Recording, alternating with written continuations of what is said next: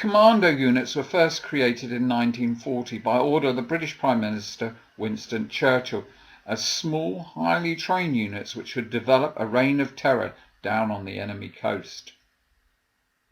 At first they were a small force of volunteers who carried out raids against enemy-occupied territory, but by 1943 their role had changed into lightly equipped assault infantry, specialised in spearheading amphibious landings.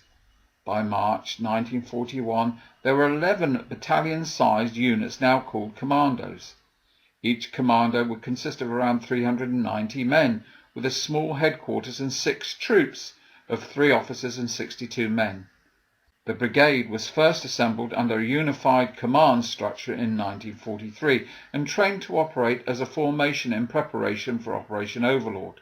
In the film we can see Lord Lovat address the Commandos before they leave their sealed transit camp, which we now know to be on Southampton Common, not at Titchfield. Troops belonging to No. 4 Commando are seen marching out of the camp to embark on their invasion craft moored on the River Hab at Warsash.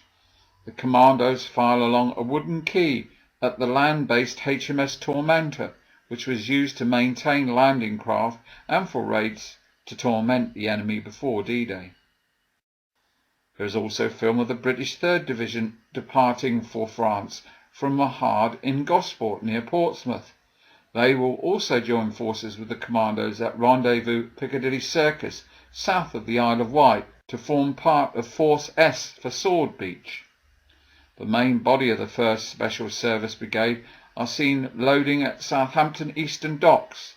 No. 3, 4, 6 and 45 Royal Marine Commando were to land at Ouistreham on Queen Red Sector.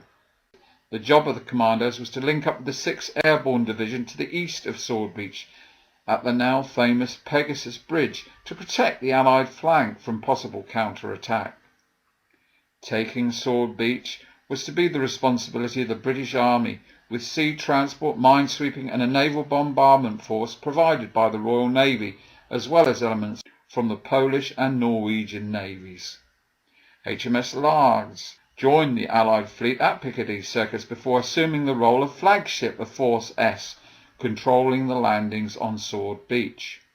The 1st Special Service Brigade waded ashore in the second wave, Lord Lovat wearing a white pullover under his battle dress with Lovat inscribed on the collar, while armed with a rifle. He instructed his personal piper, Bill Millen, to play the Commandos ashore against orders. No. 4 Commando had separate targets at Ouistreham, the French a blockhouse and the casino, the British 2 batteries overlooking the beach. Leaving the mopping up to the infantry, the Commandos withdrew from Ouistreham to join other units in their brigade. By the end of D-Day, more than 28,000 men were landed on Sword Beach, with lower than anticipated Allied casualties.